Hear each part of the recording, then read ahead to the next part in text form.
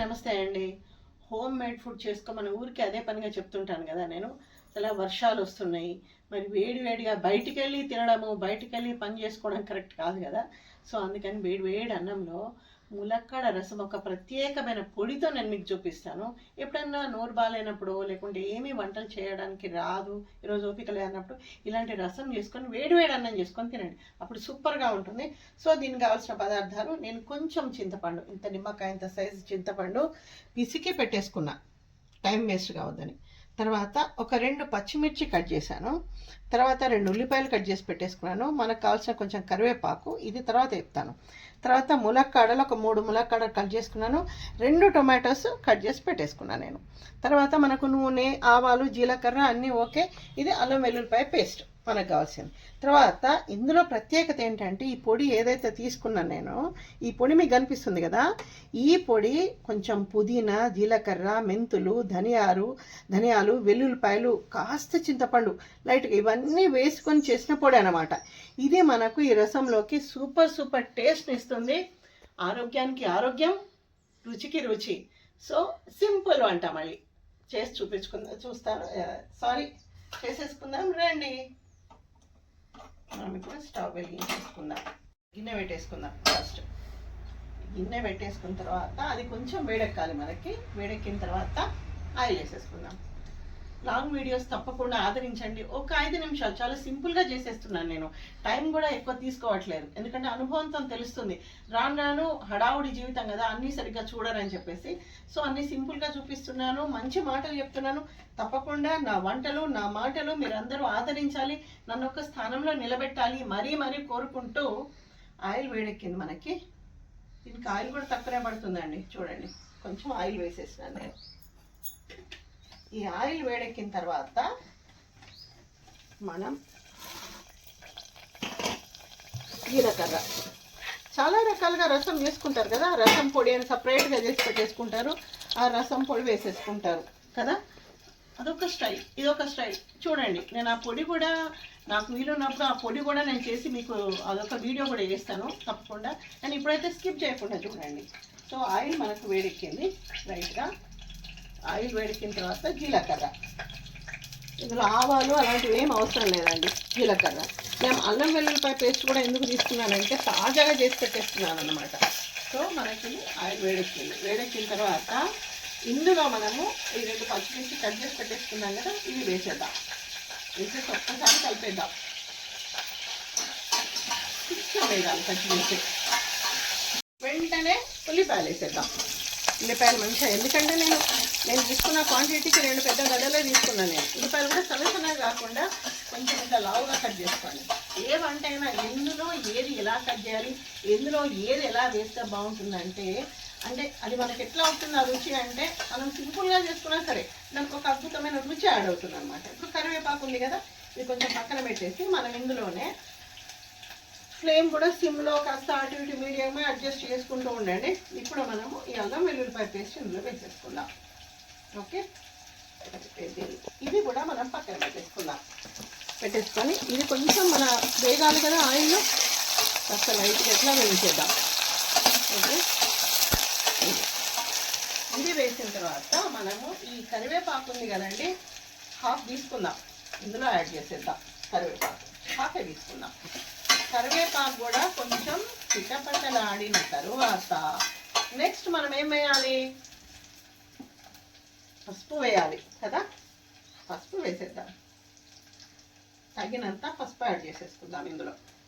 వేసేసుకొని ఇది కూడా మనము పక్కన పెట్టేసుకొని ఒక్కసారి దీన్ని కలిపి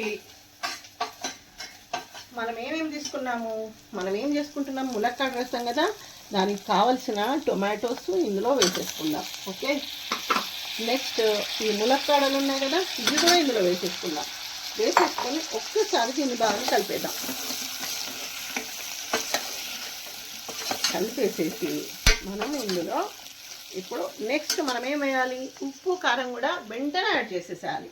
ఈ సిమ్లో పెట్టేసుకుందాం. సిమ్లో పెట్టేసుకొని ఫస్ట్ మనం సాల్ట్ యాడ్ చేసుకుందాం. జాగ్రత్తగా గుర్తుపెట్టుకోండి, కళ్ళుప్పు మంచిగా దంచి గ్రైండ్ చేసేసి వేసుకోవడం అలవాటు చేసేసుకోండి, బాగుంటుంది. నేను ఆ రసానికి సరిపడా ఒక 2 స్పూన్స్ వేసేసుకున్నాను నేను సాల్ట్. ఇది కూడా ఒకసారి కలిపేద్దాం మనం. ఓకే, కలిపేసేసి ఇప్పుడు మనము కారం తీసుకుందాం సరిపడా. మీరెంత కొంచెం కారంగా తినాలి మాకు ఇష్టం అని అనుకుంటే కొంచెం ఎక్కువ వేసేసుకోండి.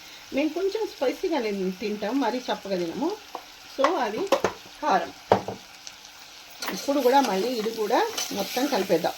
ఓకే, కలిపేసేసి ఇప్పుడు మనం ఈ ప్రత్యేకమైన పొడి తీసుకుందామండి. ఇది ఏంటి, పుదీనా ఆకు చాలా కడిగి ఎండబెట్టి దాన్ని కొంచెం ఆయిల్లో వేయించేసి మిగతా అవన్నీ వేయించేసి చేసుకున్న పొడి. నేను మీకు ఏవేవైతే చెప్పానో ఆ పొడి కూడా ఇందులో వేసేసుకుందాం. మనం కలిపేద్దాం. కలిపేసేసి ఇది కూడా మళ్ళీ ఒక్కసారి కలిపేసుకుందాం. సో ఇప్పుడు ఇవన్నీ మంచిగా కలిసినాయి కదా. కలిసిన తర్వాత ఒక్క నిమిషం దీన్ని మనము మగ్గనిద్దాం. జస్ట్ కొంచెం, ఎందుకంటే చింతపండు పులుసు వేసిన తర్వాత కొంచెం మగ్గడానికి టైం పడుతుంది. అందుకే కొంచెం ఫస్టే మనం మగ్గనిస్తే ఆ తర్వాత పులుసు పోస్తే బాగుంటుంది. సో ఇది కాస్త మగ్గనిద్దామా. ఇప్పుడు మనం ఒక్కసారి దీన్ని లీడ్ తీసేసి చూసేద్దాం. అట్లా పొగలు వలయాకారంగా అట్లా వస్తుంటే భలే అనిపిస్తున్నాను. ఇదే ఇంత కలర్ఫుల్గా ఉంది. మనం వేసిన పొడులన్నీ ఈ ముక్కలకు పట్టేసినాయి కదా. ఇప్పుడు మనం ఏం చేయాలంటే ఇందులో ఈ పులుసు ఇందులో పోసేసుకోవాలి మనం. ఓకే, రైట్, ఎగ్జాక్ట్గా ఈ బౌల్కి సరిపడా అయింది. కలిపేసేసి ఒక్కసారి మనం దీన్ని కలిపేసేయాలి. కలిపేసి ఇది కొంచెం మరగనిద్దాం మనం. దీన్ని మరిగిన మధ్యలో కాస్త బెల్లం ముక్క దీనికి యాడ్ చేసేద్దాం. బెల్లం ముక్క ఎందుకు, ఈ రసానికి మరింత టేస్ట్ యాడ్ చేసేది అది. తర్వాత నెక్స్ట్ ఇంకొకటి మర్చిపోయాను నేను.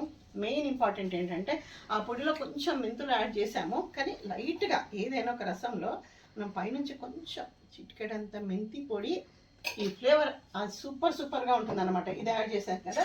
ఇంకొకసారి కలిపేద్దాం మనం. కలిపేసేసి ఈ ముక్కల్ని మనము ఈ ములక్కాడలు టొమాటోస్ మంచిగా అది మగ్గనిద్దాం. ఓకే, మనం పులుసు అంతా పోసేసాం కదా. 1-2 నిమిషాల తర్వాత తీసేసి ఇందులో మనము ముందే వేసుకున్నా పర్వాలేదండి.